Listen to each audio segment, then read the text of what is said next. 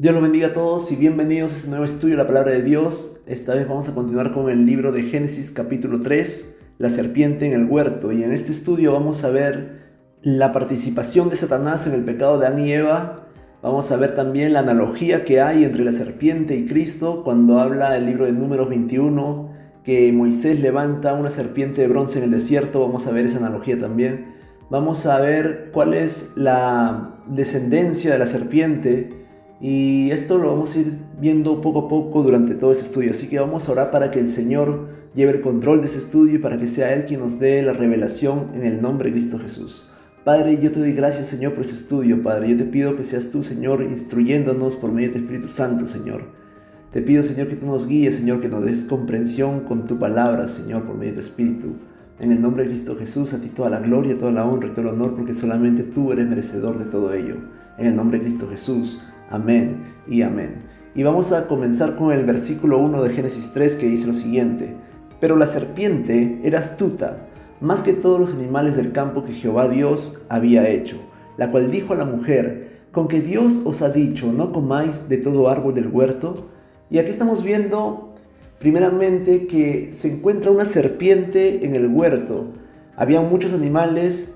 Estaban todos los animales que Dios había creado en el huerto, al cual Adán había dado nombre, y entre ellos estaba la serpiente. Y esta serpiente presenta una característica particular que es la astucia.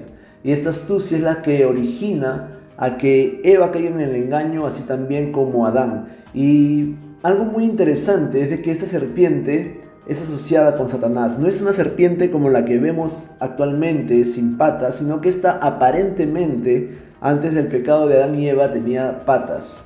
Y es por eso que el Señor luego en esa maldición le dice que se arrastrará y que iba a respirar polvo o comer polvo durante todos los días de su vida. Y esto es llamada entonces a esta serpiente como la serpiente antigua, una serpiente que tenía patas. Y esto está narrado en Apocalipsis 12, verso 9, que lo voy a colocar aquí. Y fue lanzado fuera el gran dragón, la serpiente antigua, que se llama Diablo y Satanás, el cual engaña al mundo entero. Fue arrojado a la tierra y sus ángeles fueron arrojados con él. Entonces, en esta analogía, aquí está hablando a esta serpiente antigua, se le está refiriendo a esta serpiente como Satanás, como el gran dragón. Y esta serpiente es la que está mencionada en Génesis 3. Esta serpiente antigua es la que engañó no solamente al mundo entero, sino que empezó su engaño en el huerto de Edén con Adán y Eva. Y como había hablado al inicio, hay una analogía que se da muy curiosa, muy misteriosa sobre la serpiente de bronce y Cristo. Entonces, este pasaje que habla de la serpiente de bronce que es levantada en el desierto se encuentra en el libro de Números 21, versículo 8 al 9, que lo voy a colocar aquí. Y dice: Y Jehová dijo a Moisés: Hazte una serpiente ardiente y ponla sobre un asta, y cualquiera que fuere mordido y mirare a ella vivirá. Y Moisés hizo una serpiente de bronce y la puso sobre un asta, y cuando alguna serpiente mordía a alguno, miraba la serpiente de bronce y vivía. Entonces vemos de que el Señor manda a Moisés que levante específicamente a una serpiente, y que esta serpiente tenía una característica especial, dos características. La primera es de que iba a estar sobre un asta, iba a estar colocada sobre un asta y que iba a ser hecha de bronce. Y el bronce refleja juicio. Eso es lo que significa el bronce en la Biblia, juicio.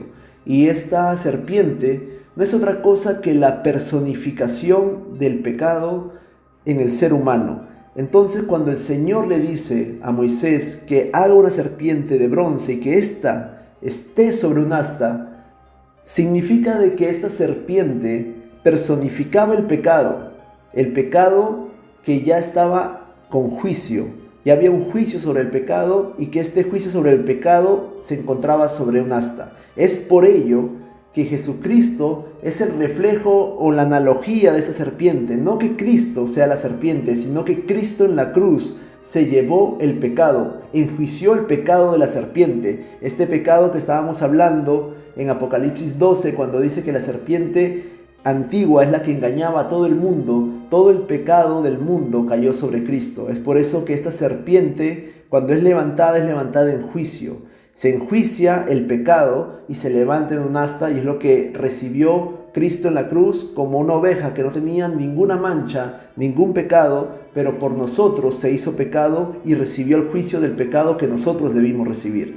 Y esa es la analogía que hay entre la serpiente que es levantada en Números 21 y Jesucristo.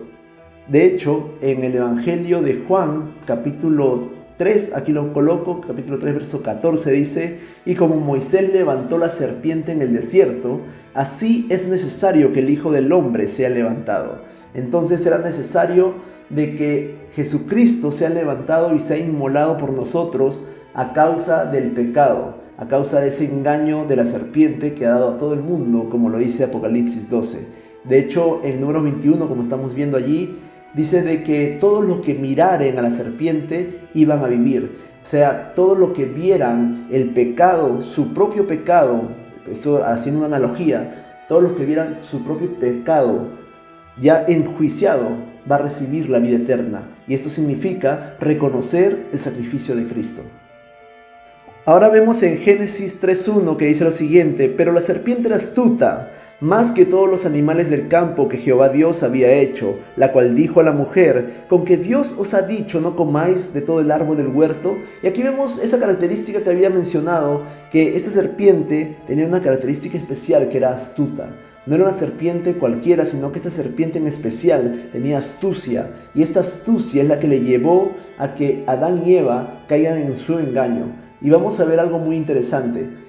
Estamos viendo en el contexto de que Adán y Eva están sin pecado, están con el modelo original, como el Señor los había creado antes del pecado. Se encontraban en el huerto con todos los animales. Y de pronto viene un animal en especial y le habla a Eva. Y aquí lo voy a colocar en amarillo: dijo a la mujer. Vamos a detenernos allí y vamos a pensar en el contexto. Vamos a entrar en el contexto. Imaginemos que tú y yo estamos en el huerto y de pronto se nos presenta una serpiente en el árbol y nos habla. El solo hecho que una serpiente te hable ya te va a causar temor. Ahora, uno puede decir, en ese momento no existía el temor porque no había pecado, y es verdad. Pero hay algo muy interesante. Si para Eva escuchar a una serpiente hablar era normal, es porque probablemente en el modelo original del Señor, los animales se comunicaban con el hombre. No lo sé si de una manera verbal o tal vez de una manera telepática, pero había una comunicación del hombre con la naturaleza que se perdió por causa del pecado. Esto es muy probable y ahora eso es algo que yo siempre he pensado y se lo estoy compartiendo. Pero además de todo ello hay una base bíblica también. Y recordemos de que había un asna que habló también, y era el asna de Balaam. Vamos a verlo aquí en el libro de Números 22, del verso 27 al 30, lo voy a leer rápidamente. Y viendo el asna al ángel de Jehová, se echó debajo de Balaam, y Balaam se enojó y azotó al asna con un palo. Entonces Jehová abrió la boca al asna, la cual dijo a Balaam: ¿qué te he hecho, que me has azotado 3 veces? Y Balaam respondió al asna: ¿por qué te has burlado de mí? Ojalá tuviera espada en mi mano, que ahora te mataría. Y el asna dijo a Balaam: ¿no soy yo tu asna? Sobre mí has cabalgado desde que tú me tienes hasta este día. ¿He acostumbrado a hacerlo así contigo? Y él respondió: no. Entonces vemos en estos versículos de que en un momento de la historia, el Señor abre la boca al asna, es decir, que era una comunicación verbal, no era una comunicación telepática, y aquí lo voy a colocar en amarillo. Entonces tenemos base bíblica para pensar de que realmente en el modelo del Señor, antiguamente los animales se comunicaban verbalmente, había una conexión con el ser humano, y esto podría explicar el por qué Eva, cuando le habla a una serpiente, Eva no se asombra de ello, sino que Eva entra en un diálogo, y tanto así de que entra en confianza para creerle más a la serpiente que a Dios. Esto hubiera sido imposible si en la mentalidad de Eva ningún animal tenía la posibilidad de hablar. Por lo tanto, nos hace pensar de que realmente sí había una comunicación verbal entre los animales y el ser humano en aquel tiempo. Ahora vamos a entrar al contexto histórico, y es por esto que yo les dije también al inicio de estos estudios de Génesis de que voy a compartir contextos históricos. No solamente vamos a tocar la Biblia, sino que vamos a ver un poco de historia en el contexto del pueblo de Israel. Y aquí les voy a compartir un poco del libro de Antigüedades de los Judíos de Flavio Josefo, que fue un judío del siglo I, y quiero compartirles lo que Josefo explica respecto a estos pasajes de Génesis. Dice: Dios ordenó que Adán y su esposa comieran del fruto de todas las plantas, pero que se abstuvieran del árbol de la ciencia, y les previno que si lo tocaban se acarrearían la destrucción. Pero mientras todos los demás animales hablaban el mismo idioma en aquellos tiempos, la serpiente que vivía con Adán y su mujer les envidiaba que fueran felices viviendo en obediencia de los mandamientos de Dios, y suponiendo que si los desobedecieran se acarrearían calamidades, indujo a la mujer maliciosamente a probar el fruto del árbol de la ciencia. Esto está en el libro de Antigüedades de los Judíos, libro 1, capítulo 1 de Flavio Josefo. Y ahí abajo he colocado la cita textual y vamos a continuar con algo que también es interesante.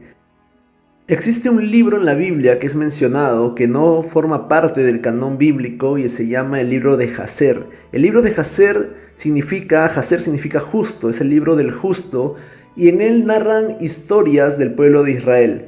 El libro de Jaser es un libro histórico, no inspirado, pero que sí fue fuente histórica para los tiempos del Antiguo Testamento para el pueblo de Israel, y lo sigue siendo hasta el día de hoy.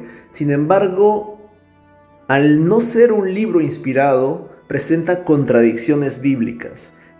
De igual manera el libro de Josefo, porque son libros que no son inspirados, pero es muy interesante consultarlos de manera histórica. Y quiero compartirles una foto de mi libro, el libro de Jaser, que yo lo tengo aquí, le tomé una foto y lo he subido, lo voy a colocar aquí. Y en este pasaje que voy a colocar a continuación, va a narrar sobre la historia de José. Y quiero ser muy prudente en esto. Esto de aquí es historia del pueblo de Israel. Pero no necesariamente deben tomar esto como una doctrina. Si quieren lo toman, si quieren no lo toman. No hay problema, solamente lo quiero compartir de manera histórica.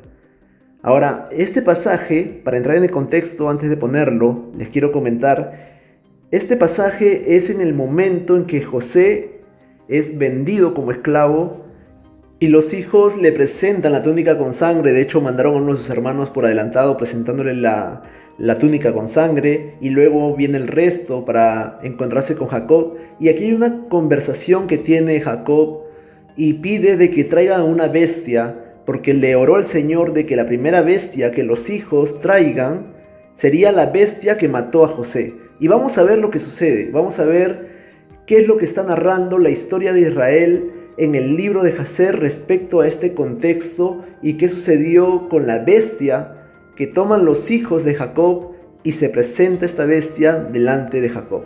Vamos a leer. Y se levantaron todos sus hijos y todas sus hijas para consolarlo, mas él no quiso recibir consuelo. Y la casa entera de Jacob se elevó y se afligió con gran luto a causa de José y el problema de su padre. Y la inteligencia alcanzó a Isaac, el hijo de Abraham, el padre de Jacob, y él lloró amargamente debido a José. Cabe resaltar aquí como comentario de que Isaac estaba vivo para ese tiempo. Bíblicamente sí lo estaba vivo Isaac para ese momento. Entonces vamos a continuar y dice: y él lloró amargamente debido a José. Es decir, que Isaac llora también junto a Jacob por la muerte de su nieto José, él y todos en su casa, y partió del lugar donde él moraba en Hebrón con sus hombres para consolar a Jacob su hijo, mas él no quiso recibir consuelo. Y aconteció que Jacob se levantó de la tierra y corrían sus lágrimas por sus mejillas, y dijo a sus hijos: vayan y tomen sus espadas y sus arcos y vayan al campo y traten de buscar el cuerpo de mi hijo y tráiganlo a mí para que yo pueda sepultarlo. Y busquen también, les ruego, entre las bestias y cacen, y la que venga primero delante de ustedes, cójanla y tráiganla a mí. Quizás Jehová compadezca este día de mí la aflicción, y prepara antes de ustedes a la que despedazó a mi hijo. y tráiganla a mí, y vengaré la causa de mi hijo. Y sus hijos hicieron como su padre los había mandado, y se levantaron temprano de mañana, y cada uno tomó su espada y su arco en su mano, y salieron al campo para cazar a las bestias. Y Jacob todavía gritaba en voz alta y lloraba, y andaba de un lado a otro en la casa, golpeando sus manos juntas, exclamaba: José, hijo mío, José, hijo mío. Y los hijos de Jacob entraron en el desierto para detener a las bestias, y un lobo vino hacia ellos. Y lo detuvieron y lo trajeron a su padre, y dijeron a él: Este es el primero que hemos encontrado, y lo hemos traído a ti, como ordenaste de nosotros, y el cuerpo de tu hijo no pudimos encontrar. Y Jacob tomó la bestia de las manos de sus hijos, y lanzó un grito fuerte, y con voz de llanto sostuvo la bestia en su mano, y habló con un corazón amargo a la bestia: ¿Por qué devoraste a mi hijo José? ¿Y cómo no temes al Dios de la tierra, o de mi problema por mi hijo José? Y devoraste a mi hijo en balde, porque él no hizo ninguna violencia, y me rindo culpable por su cuenta, por lo tanto Dios reclama al perseguido. Y Jehová abrió la boca de la bestia, a fin de consolar a Jacob por sus palabras, y esto contestó a Jacob, y dijo estas palabras a él: Tal como Dios vive, y quien nos creó en la tierra, y como vive tu alma, mi Señor, no vi yo a tu hijo, tampoco lo despedacé, y de una tierra lejana también vine para buscar a mi hijo que se fue de mí este día, y no sé si está vivo o muerto. Y vine este día al campo para buscar a mi hijo, y tus hijos me encontraron, y me agarraron, y aumentó mi pena, y me han traído este día ante ti, y ahora he dicho todas mis palabras a ti. Y ahora por lo tanto, oh hijo del hombre, estoy en tus manos, y haz a mí este día como mejor parezca a tu vista, pero por la vida de Dios que me creó, no vi a tu hijo, ni tampoco lo despedacé, ni tampoco carne de hombre alguno ha entrado en mi boca por todos los días de mi vida. Y cuando Jacob oyó las palabras de la bestia, fue sorprendido en gran manera, y soltó la bestia de su mano, y ella siguió su camino. Y Jacob gritaba en voz alta y lloraba por José día a día, y guardó luto por su hijo muchos días. Aquí vemos un relato muy interesante en el libro de Jacer, en donde muestra de que en otra oportunidad también el Señor le abre la boca a un animal, y esta vez para consolar la pena de Jacob. Y vemos de que, a diferencia de Balaam, Jacob se asombra en gran manera porque este animal haya hablado con él. Y esto es lo que yo me refiero cuando estaba Adán y Eva. Eva no se sorprendió de que la serpiente hablara.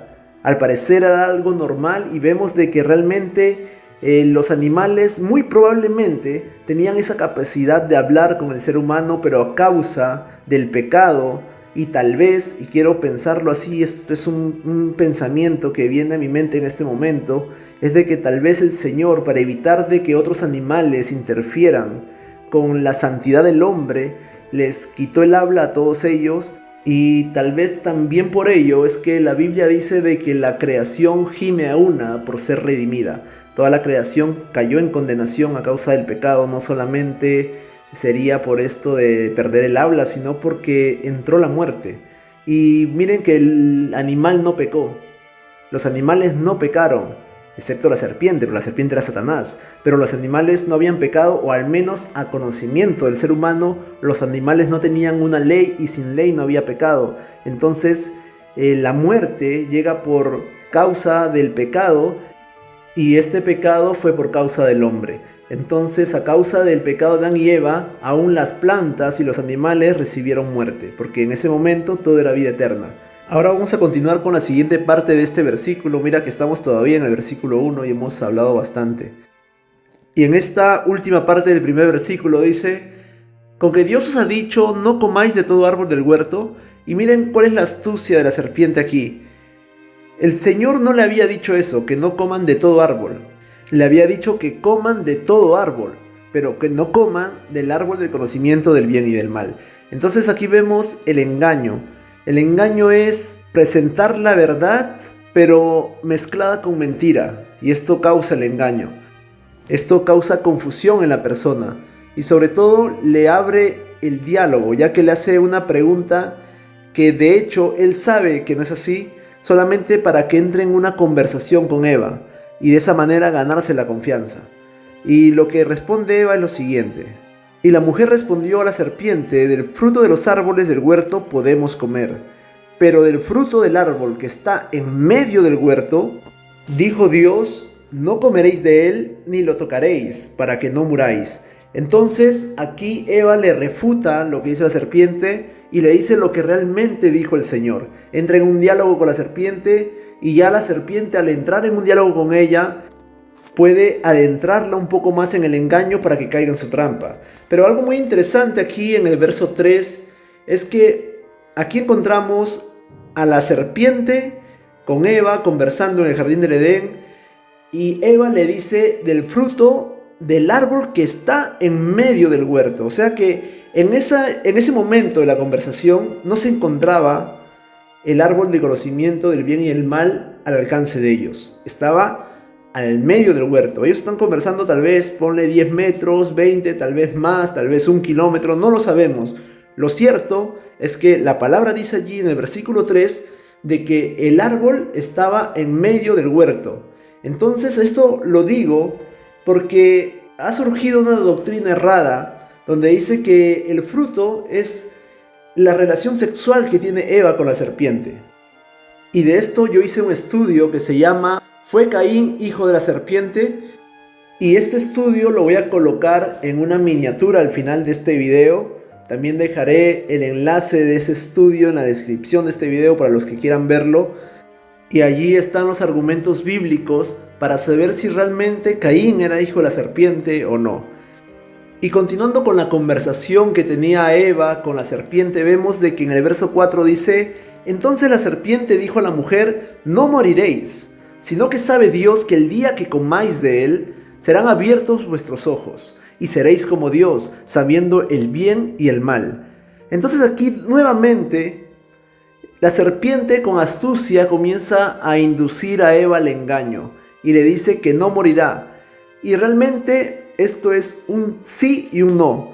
No moriría corporalmente en el momento que ella tomaría del fruto, que comería de él, sino que iba a vivir en una vida en una vida en la carne. Sin embargo, sí iba a morir espiritualmente. El Señor le había dicho que iba a morir. Ahora, el Señor le había dicho algo muy interesante: el día que de él comieres, aquel día morirás. Y habíamos hablado de que para el Señor un día es como 1000 años y 1000 años como un día. Y Adán vivió 930 años. De Eva no se tiene indicios de cuánto tiempo vivió. Sin embargo, Adán vivió 930 años. Realmente no llegó al día.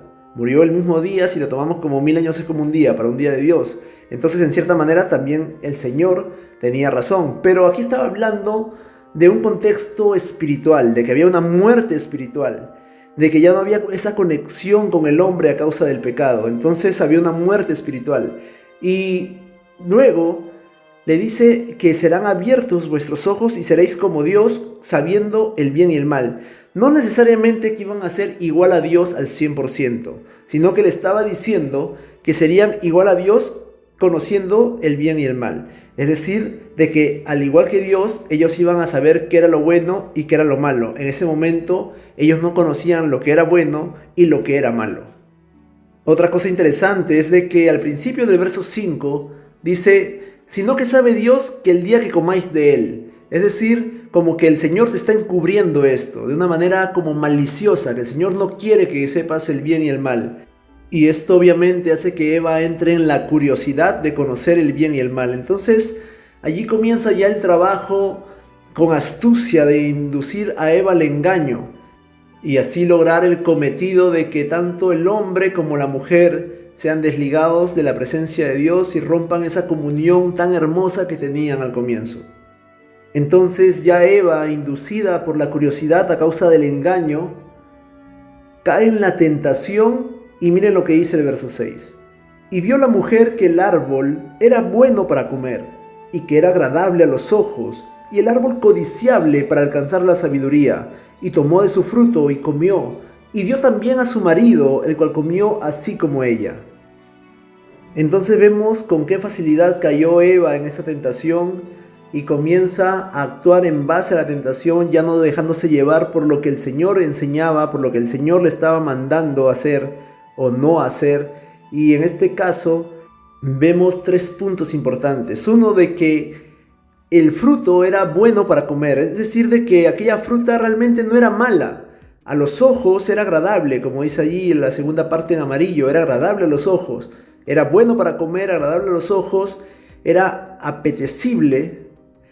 Pero antes de que hablara con la serpiente, Eva no había visto este fruto así. Y no que el fruto haya cambiado, sino que ella cambió su perspectiva respecto a este fruto. Y a pesar de que el Señor le había dicho de que ese era el árbol del conocimiento del bien y del mal, no le llegó a interesar. Pero luego de hablar con la serpiente, dice que este árbol, lo que está allí en amarillo, la tercera línea, era codiciable para alcanzar la sabiduría. Antes de hablar con la serpiente, sabía que era el árbol de la sabiduría, el árbol del conocimiento del bien y del mal, pero no tenía codicia hacia ese fruto.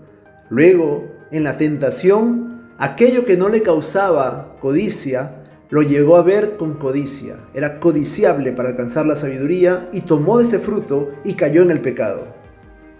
Sin duda, aquí pueden salir muchas enseñanzas devocionales para nuestras vidas. Sin embargo, quiero centrarme en el contexto del huerto y estudiar a profundidad lo que sucedió con Adán y Eva y cómo ella cayó en el pecado. Hemos visto que fue a causa del engaño y ahora vamos a ver lo que sucede después. Dice, y tomó de su fruto y comió, y dio también a su marido, el cual comió así como ella. Entonces esto de aquí nos demuestra de que al caer en el pecado, no solamente ya lo había probado ella, sino que se lo dio a su pareja. Las razones por las cuales ella le da a Adán para que Adán caiga en desobediencia, no lo dice la palabra de Dios. Simplemente dice que le dio del fruto. Entonces también le invitó a Adán, y esto hizo que el hombre cayera en pecado también junto a su mujer. Y algo muy interesante que quisiera rescatar aquí es de que si pensamos de que esto era una relación sexual como piensan muchos, entonces estaríamos pensando que también Adán tenía relación sexual con la serpiente. ¿Ven cuán peligroso es sacar de contexto algo que realmente no está enseñando la palabra de Dios? Y esto lo van a ver más a profundidad en el estudio que les mencioné. Fue Caín, hijo de la serpiente, y les invito a todos a que lo vean. Incluso las personas que creen en esta teoría, les invito a que lo vean para que puedan ver los argumentos bíblicos que he mencionado allí. Ahora vamos a seguir en el siguiente versículo.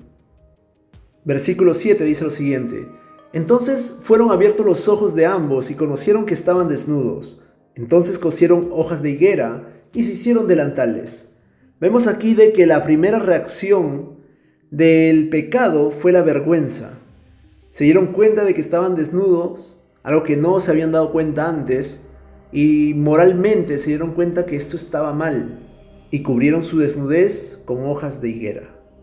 Algunas personas proponen de que el fruto del conocimiento del bien y del mal es el higo, de que ellos se encontraban frente a una higuera y que cuando toman del fruto se dan cuenta de su desnudez y lo primero que tienen a su alcance es la higuera, y que de ahí toman las hojas y se cubren sus partes íntimas. Y es por eso de que piensan ellos de que el fruto del conocimiento del bien y del mal es la higuera. Sin embargo, yo no lo veo de esa manera. Yo veo de que aquí hay una simbología muy interesante, ya que la higuera cubre la vergüenza del pecado, así como antiguamente en el Antiguo Testamento se cubría el pecado, pero luego cuando llega Cristo, Cristo quita el pecado y no lo cubre, lo quita completamente. Pero para aquel tiempo, como no estaba todavía la redención de Cristo, tenía que cubrirse el pecado.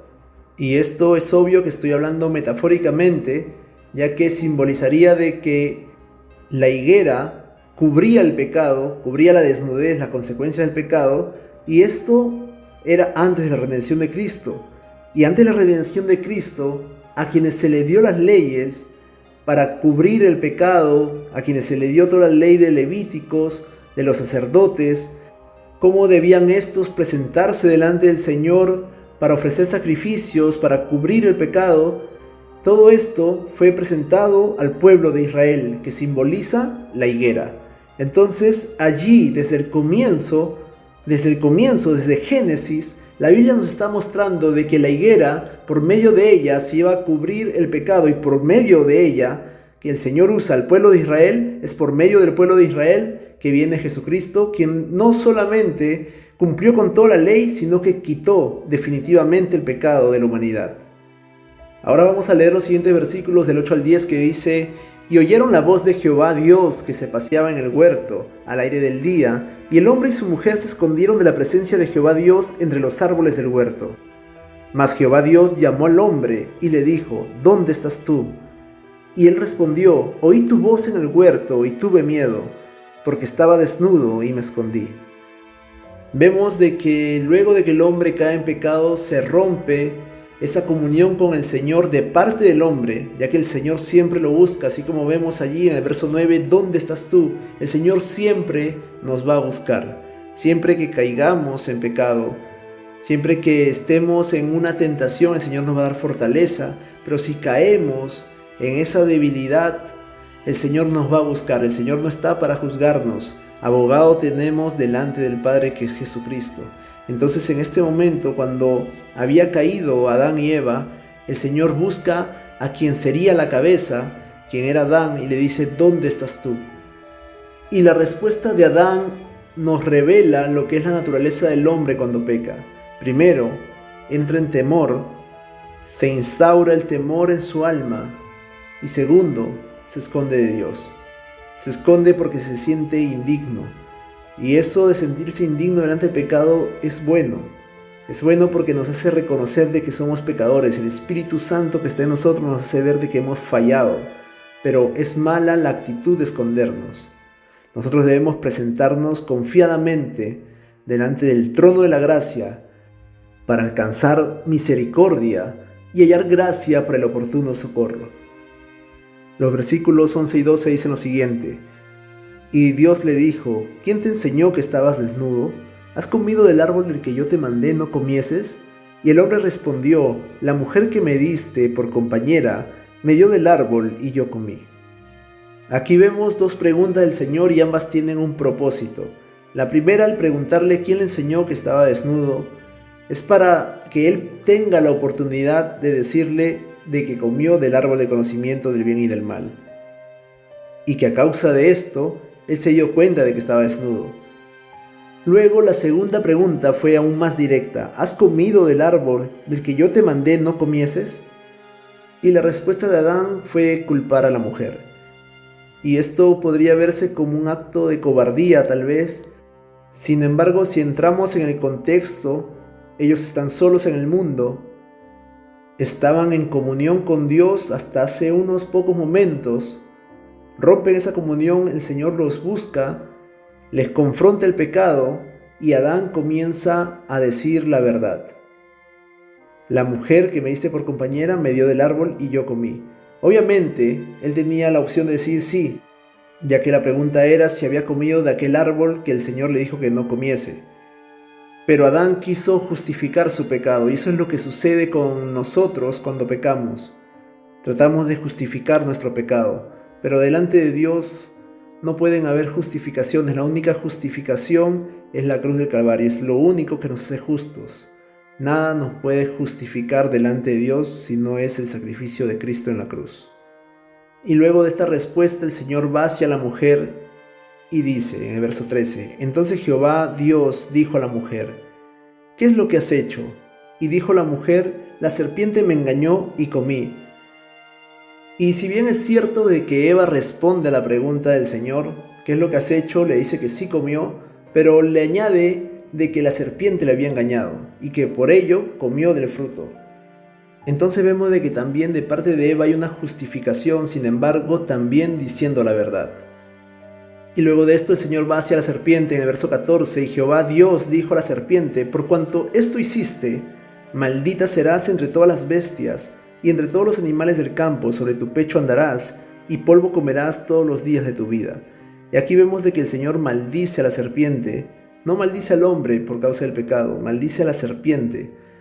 Y dice que será maldita entre todas las bestias, entre todos los animales del campo.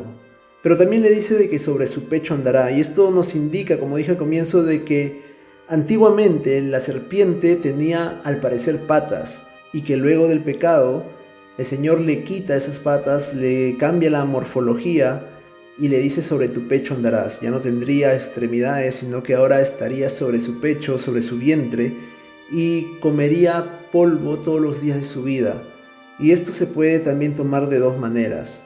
La primera es de que literalmente iba a respirar polvo ya que se estaba arrastrando en la tierra, se estaría arrastrando en la tierra. Y la segunda es espiritualmente de que comería polvo, ya que sería Satanás quien estaría induciendo al hombre constantemente en el pecado, siendo nosotros que venimos del polvo. Entonces se puede ver de esas dos maneras. Y ahora vamos a ver el siguiente versículo que dice lo siguiente. Y pondré enemistad entre ti y la mujer, y entre tu simiente y la simiente suya. Esta te herirá en la cabeza, y tú le herirás en el calcañar. Y aquí vemos algo realmente interesante, porque hay dos simientes, la simiente de la serpiente y la simiente de la mujer. La simiente de la mujer es muy interesante porque la mujer no tiene simiente, quien pone la simiente es el hombre. La mujer recibe la simiente y lo fecunda. Entonces, aquí está hablando de la primera profecía mesiánica que hay en la Biblia.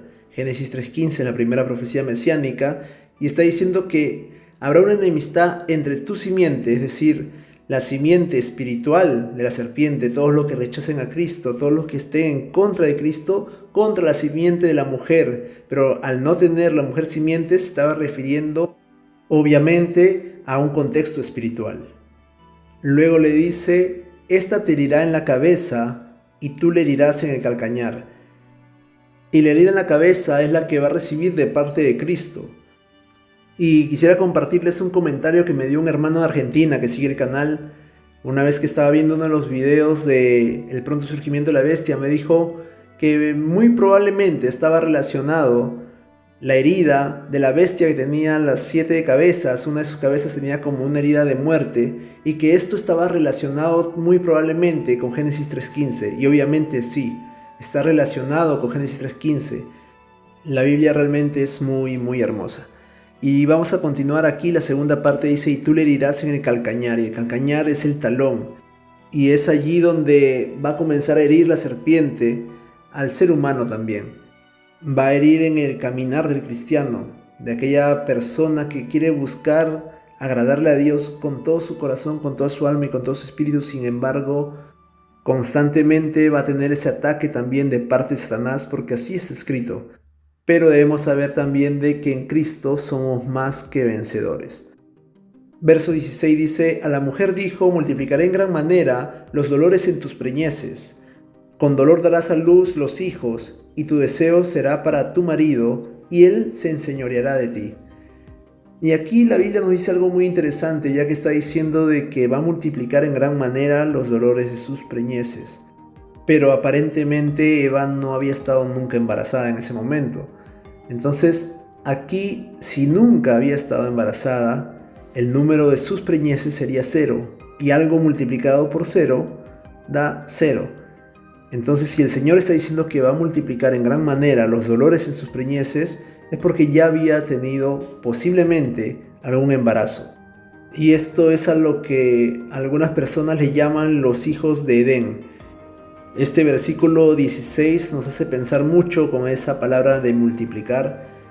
Pero en el hipotético caso de que hayan existido otros hijos, ya que no se sabe el tiempo bíblicamente, no se sabe cuánto tiempo estuvieron Adán y Eva en el huerto antes de ser echados, es posible de que en ese tiempo hayan tenido hijos y que esos hijos no fueron expulsados de Edén, ya que ellos no rompieron la ley.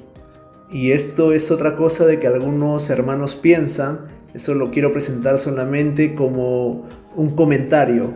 No es una doctrina, es una línea doctrinal que tiene al menos algo de argumento bíblico. Por lo tanto, no se puede descartar, pero tampoco se podría aseverar. Al menos a mi parecer no se puede aseverar al 100% esto.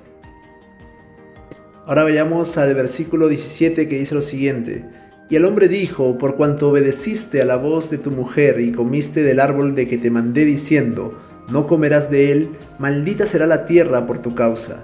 Con dolor comerás de ella todos los días de tu vida, espinos y cardos te producirá y comerás plantas del campo. Con el sudor de tu rostro comerás el pan hasta que vuelvas a la tierra, porque de ella fuiste tomado, pues polvo eres y al polvo volverás. Y aquí vemos las consecuencias del pecado no solamente para Adán y Eva, sino para la humanidad también. Y dice, maldita será la tierra por tu causa. El Señor en ningún momento maldijo al hombre. El Señor maldijo la tierra por causa del hombre, por causa del pecado del hombre. Y luego dice, con dolor comerás de ella todos los días de tu vida, porque espontáneamente surgían los frutos en el huerto de Edén. De hecho, Josefo también lo menciona en su libro Antigüedad de los Judíos, que para aquel tiempo de la tierra brotaban los frutos espontáneamente, sin necesidad de que el hombre las cultivase. Luego del pecado, el hombre tenía que cultivar, tenía que sembrar, tenía que cuidar lo que había sembrado para luego cosechar. Y miren que en el verso 18 dice, espinos y cardos te producirá, es decir, escasez. Todo lo que trabajaste, todo lo que el hombre se podría esforzar por tener un buen fruto, sería prácticamente en vano porque le iba a producir espinos y cardos. Esto simboliza escasez. Y es lo que vemos a nivel mundial. A nivel mundial, la gran mayoría de personas está trabajando gran parte de su vida lejos de su hogar, lejos de su casa, de sus hijos. Están en una fábrica, están en algún trabajo y simplemente para obtener un dinero que les va a mantener para el momento. No es algo que les va a enriquecer. Y esto es parte del pecado de Adán y Eva, de las consecuencias del pecado.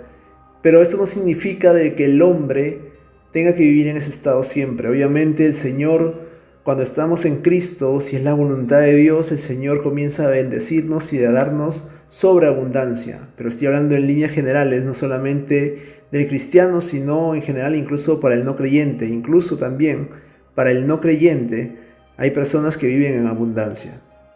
Pero en líneas generales, como he dicho, tanto para el creyente y el no creyente, la gran mayoría está viviendo en escasez.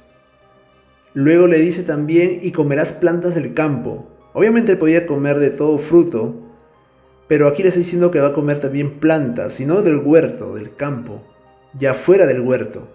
Y esto es algo muy doloroso para Adán y Eva. Tenían todo, no necesitaban de nada, simplemente cuidar el huerto, estar allí con los animales, supervisar todo ello, pero a causa del pecado fueron expulsados del huerto y de todas las comodidades que tenían.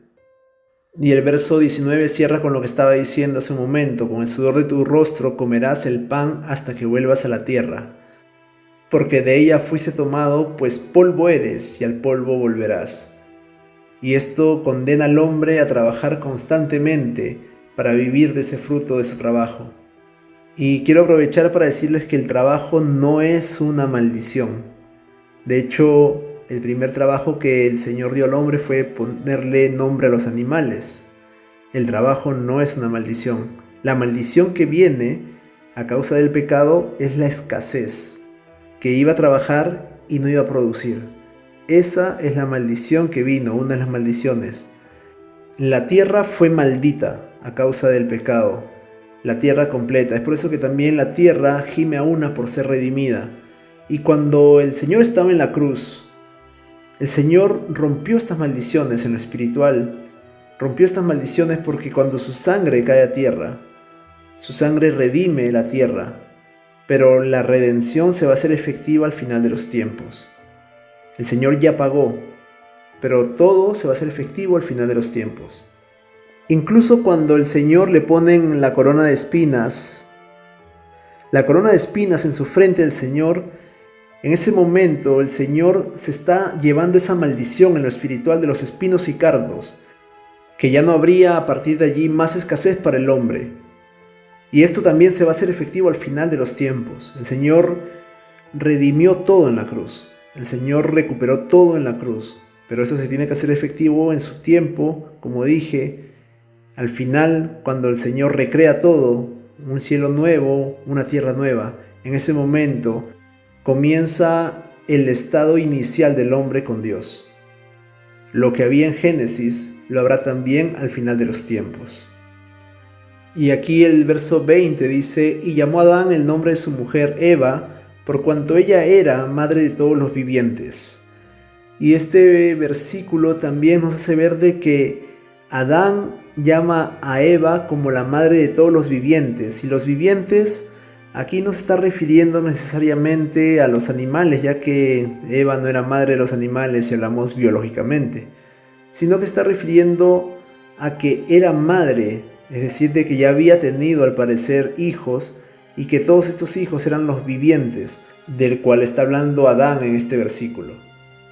Y esto pues es un argumento más para pensar de que realmente lo que estaba diciendo el Señor de que multiplicaría sus dolores de parto es porque anteriormente Eva ya había tenido probablemente hijos, y estos hijos, como he dicho, eran probablemente estos vivientes del versículo 20. Y como ellos no pecaron, ellos no fueron destituidos del huerto. Esto es lo que habla esta línea doctrinal que tiene cierto fundamento bíblico. Algunos piensan de que esto es una profecía. De hecho, en algunas traducciones modernas encontrarán de que no dice era madre, sino que será madre o sería madre. Y esto pues es una manipulación en este aspecto de la Biblia, ya que en el versículo no dice sería ni será, sino era. Y eso nos hace pensar en el tiempo pasado. También algo a favor de esto es de que en ninguna parte de la Biblia menciona a Caín y Abel como los primogénitos de Adán y Eva. No los llama primogénitos en ninguna parte de la Biblia. Y obviamente Set no lo era tampoco. Set era el reemplazo de Abel. Eso lo hablaremos después en los próximos capítulos. Ahora vayamos al verso 21 y dice: y Jehová Dios hizo al hombre y a su mujer túnicas de pieles y los vistió. Y aquí hay dos corrientes, una que es una corriente judía, y dicen de que algunos rabinos de que el hombre fue un ser creado de luz, que era su primer estado. Antes del pecado eran seres de luces, y que luego cuando cae en pecado el Señor en ese momento les pone recién la piel. Tristemente he escuchado presencialmente a algunos pastores que han enseñado esto, y esto realmente es incorrecto, ya que cuando Eva es presentada delante de Adán, Adán dice: esta es carne de mi carne, y esto pues obviamente derrumba la teoría de que eran seres de luz, porque eran de carne. Si no hubiese dicho Adán, esta es luz de mi luz, y no es realmente así. Y segundo punto, las túnicas de pieles para cubrir su desnudez. Si el Señor usó túnicas de pieles es porque antes hubo un sacrificio de un animal, de la cual el Señor se sirvió de sus pieles para vestir a Adán y a Eva. Y obviamente puedo pensarlo con libertad, con todo el argumento bíblico que existe, y tal vez ustedes estén de acuerdo de que muy probablemente el animal que fue sacrificado para esto haya sido un cordero, ya que esto sería sombra y figura del Cordero de Dios que quita el pecado del mundo, Jesucristo nuestro Señor. Aquí en el versículo 22 dice: y dijo Jehová Dios: he aquí el hombre es como uno de nosotros, sabiendo el bien y el mal. Ahora pues, que no alargue su mano y tome también del árbol de la vida y coma y viva para siempre. Cuando el Señor dice es como uno de nosotros, no se refiere que el hombre era exactamente igual a Dios. Luego de esto que está en amarillo, explica a qué se refiere, sabiendo el bien y el mal. En ese aspecto era igual a Dios, ya conocía el bien y el mal. Y miren lo interesante de la siguiente parte de este versículo. Dice: ahora pues, que no alargue su mano y tome también del árbol de la vida y coma y viva para siempre. El árbol de la vida es una representación de Jesucristo. Y si nosotros pensamos como aquellas personas que piensan de que comer del fruto era tener una relación sexual con la serpiente, si pensamos de esa manera y vamos por esa lógica, por esa línea, vamos a llegar al punto de que también tenían la posibilidad de alargar su mano y tomar del árbol de la vida y comer de su fruto para vivir para siempre, como dice este versículo. Entonces, si tomamos esa misma línea doctrinal y nos vamos por esa misma lógica, tendríamos que caer en la blasfemia de pensar de que también podrían tener relaciones con el árbol de la vida, que es Jesucristo. Y esto es obviamente una blasfemia total. Por eso yo catalogo esta blasfemia como blasfemia, no como doctrina, no como línea doctrinal. Y hay que tener mucho cuidado para enseñar la palabra de Dios. En la primera vez que hice ese estudio sobre fue Caín hijo de la serpiente, llegaron a mi correo muchos insultos de algunos hermanos y de muchos cristianos judaizados e incluso de algunos judíos. Y esto realmente me causa tristeza. Si bien es cierto de que yo tomo a veces libros históricos para dar un contexto histórico, no tomo jamás un libro histórico o alguna enseñanza rabínica para tomarla como doctrina. La doctrina es 100% de la Biblia. Si no está en la Biblia, no es doctrina. Y conozco obviamente las enseñanzas de algunos rabinos, conozco mucho la historia de Israel, ya que de ella desciendo también según la sangre. Mis ancestros, como había dicho ya anteriormente en otros videos, eran judíos que fueron expatriados de España, de la villa de Ayllón, por causa de las leyes de Ayllón, que la pueden buscar en internet, que fueron promulgadas por la reina Catalina de Lancaster, por allá por el siglo XV. Entonces, por amor a mis hermanos, tanto cristianos como judíos, no respondo a estos emails. Yo creo que hay que tener también tolerancia para escuchar a otros hermanos. Si siempre y cuando yo hable de algo que se desvía de la palabra de Dios, pues en ese momento obviamente tienen el derecho de decirme lo que deseen. Pero si me están argumentando con algo que es de un rabino que enseña o de otro rabino que está enseñando algo distinto a lo que está basado en la palabra de Dios, pues obviamente no hay un fundamento bíblico. Y si no hay un fundamento bíblico no se puede tomar como doctrina, eso es ley.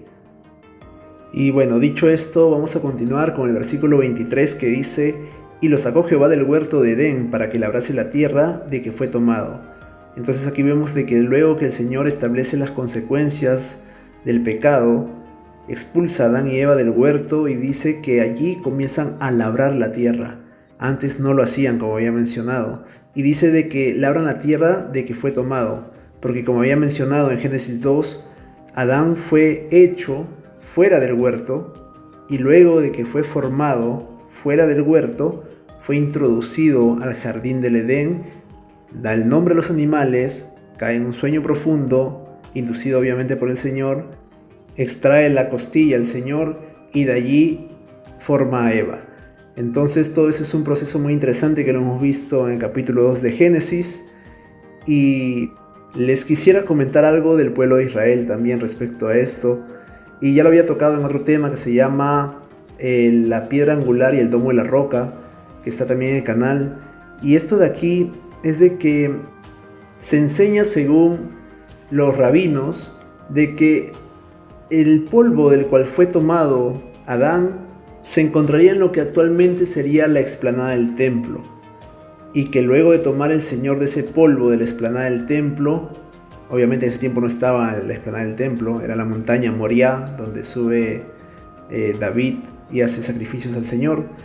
Pues de ese polvo, él toma ese polvo y lo coloca sobre la piedra angular, que sería la piedra que está en el templo. Y esto de la piedra angular lo estoy hablando de manera literal, que se le llama la piedra angular a esta piedra donde estaba antes el arca de la alianza, en el momento en que se levantó el templo de Salomón.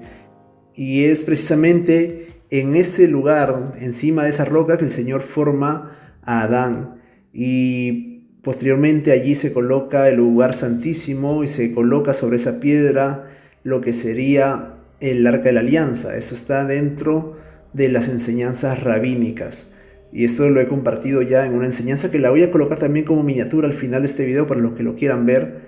Hay mucha enseñanza allí, es basado en el pueblo de Israel y es muy interesante de apreciarlo de manera histórica. Si lo quieren lo toman, si no, pues no hay problema. Y vamos a continuar con el siguiente versículo, que sería el versículo 24. Y dice: echó pues fuera al hombre y puso al oriente del huerto de Edén querubines y una espada encendida que se revolvía por todos lados para que guardara el camino del árbol de la vida.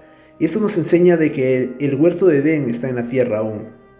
El Señor no quitó el Edén de la tierra. El Edén está allí. y puso querubines y una espada encendida. Esto obviamente de manera espiritual, el hombre no lo puede ver con los ojos físicos, pero a mí me hace pensar de que cuando el hombre se acerca a este lugar donde está ubicado geográficamente el jardín del Edén, el hombre es confundido y no lo logra ver. Y sobre esto también hay algo importante que hablarles también respecto a Enoc, ya que Enoc fue arrebatado para el Señor, pero no necesariamente está en el cielo, en la presencia de Dios, ya que al cielo no sube carne ni sangre. Y Enoc no está obviamente en el cielo porque fue arrebatado en carne y hueso para no ver muerte. Eso es lo que dice la palabra de Dios. Luego, cuando toquemos Génesis 5, allí voy a explicarles con más detalles sobre esto.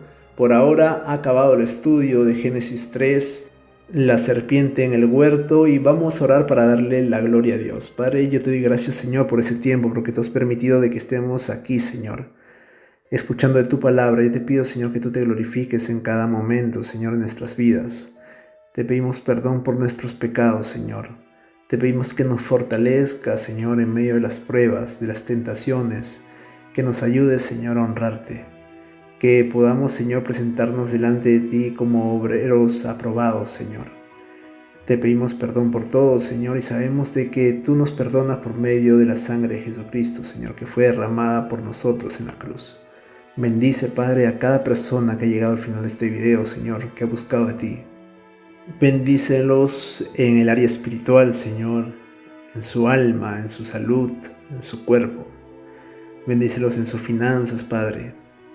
Y te damos gracias, Señor. Gracias por todo lo que haces en nuestras vidas, porque tú has sido bueno, Señor, porque tú eres bueno y tú serás bueno eternamente. Toda la gloria a ti, Señor. En el nombre de Cristo Jesús. Amén y amén. Y para todas las personas que quieran contactarme, aquí están mis redes sociales, Instagram. Y también para los que no tienen Instagram, me pueden escribir a mi correo caminodevida.canada@gmail.com. Que Dios lo bendiga. Hasta la próxima.